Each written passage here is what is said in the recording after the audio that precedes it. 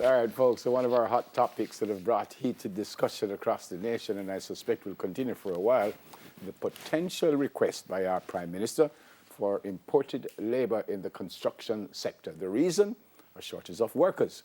But Jamaicans are in disbelief. President of the Incorporated Master Builders Association of Jamaica, Mr. Lenworth Kelly, is with us now for this discussion. Morning, sir. Welcome to Smile Jamaica. How are you?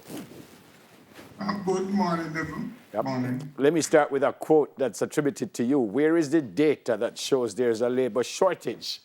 Does that mean you are suggesting that there's no labour shortage? Yeah, I'm suggesting in a general way that we don't have a labour shortage.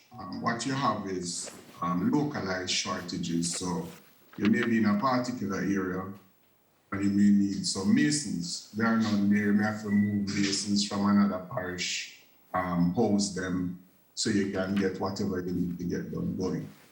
Okay, so if I'm building something in, say, in the western end of the country and we don't have that kind of expertise there, I'd have to bring it from somewhere else. But overall, you're saying we're good in construction. We don't need nobody to come from foreign. Yeah, man, we're good. We are good for now at this level. You may find from time to time, and let me just be clear, you may have some specific skill sets, like, let us say, crane operators.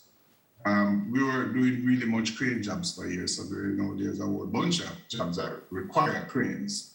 And that's a small number of people relative to the construction workforce. So in those instances, you can understand that you would need to bring people in.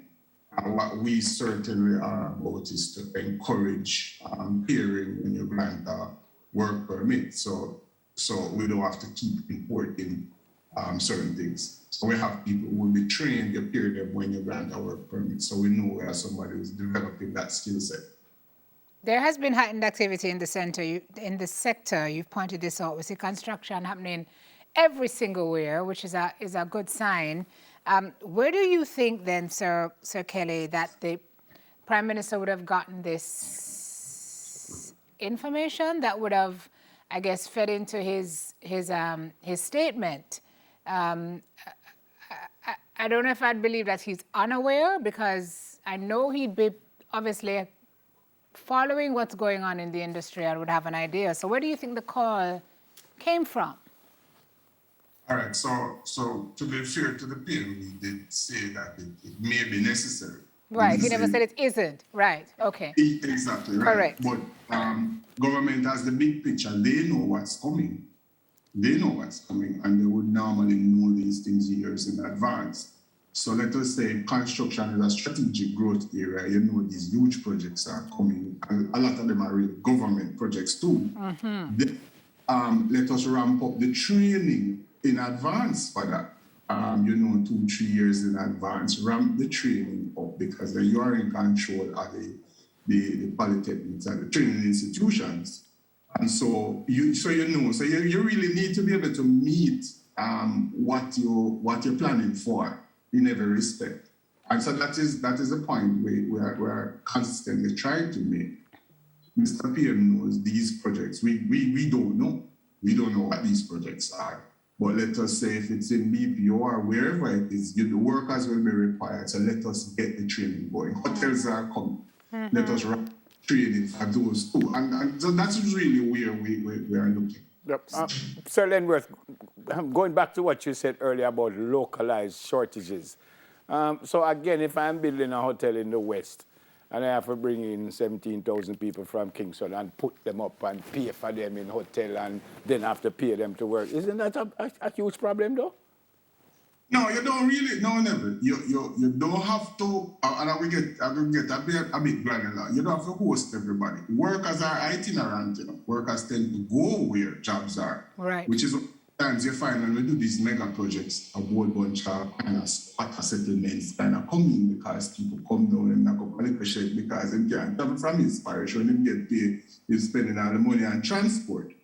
And so you will get some of that. So there's itinerant. Some contractors provide, housing, temporary kind of, knock up some sheds or so on for a certain number of workers. Can't be for everybody. We would expect that you'd have full, especially unskilled from the neighborhood. You don't usually migrate unskilled labor. It's really a skilled labor that you're really trying to accommodate.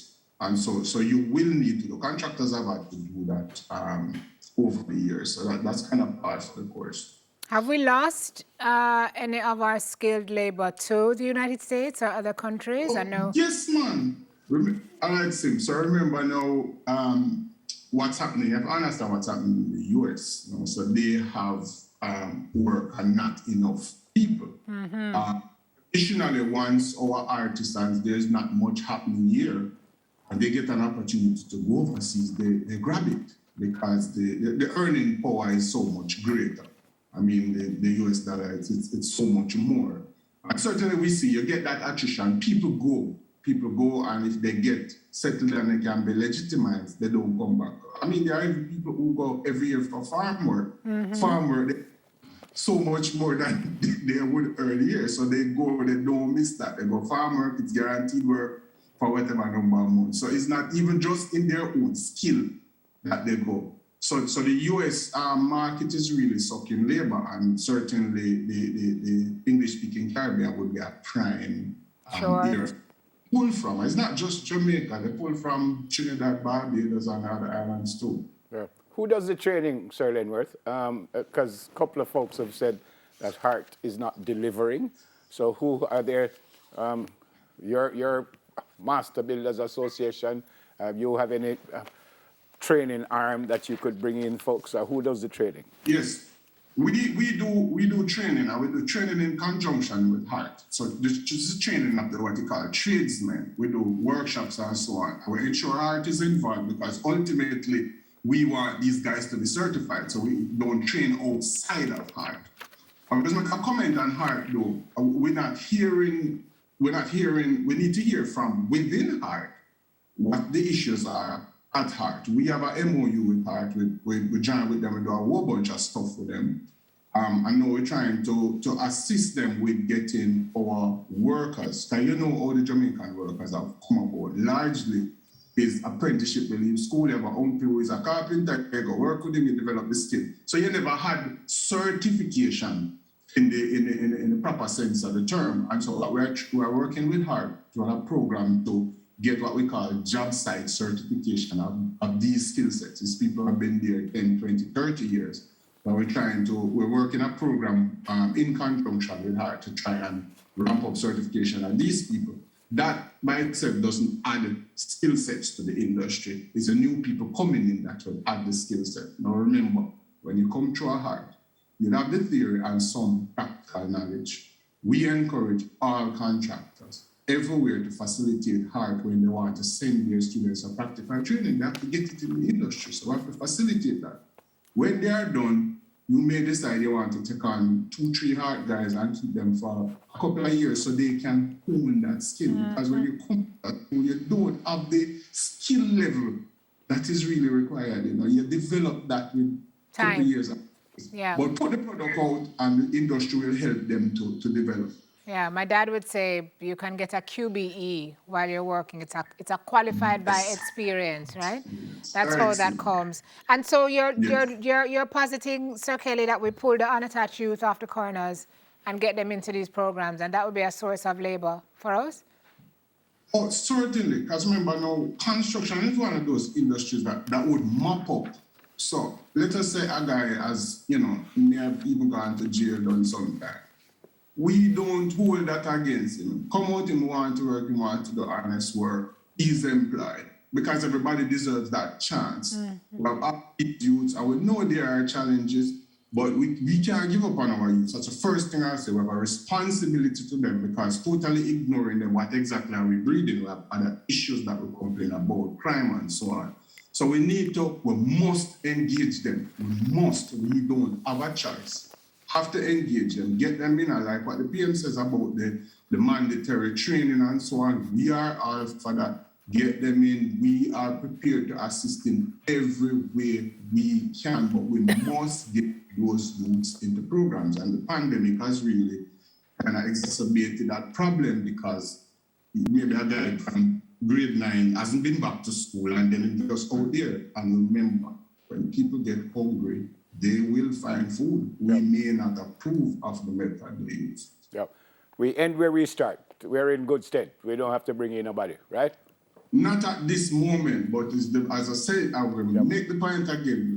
The government knows what's coming, ramp up the training. Let us not sit back and then another 2 years we say, oh, well, see, we did tell you 2 years ago, so we may need to import. Well, we really haven't done anything on the training. So that's not a reasonable position. Yeah, man. Stay safe. God bless you. Thank you so much for being with us this morning. All right, bye, Steve. Yeah, man. Right, take care, Sir Kelly. President of the Incorporated Master Builders Association of Jamaica, Lenworth Kelly.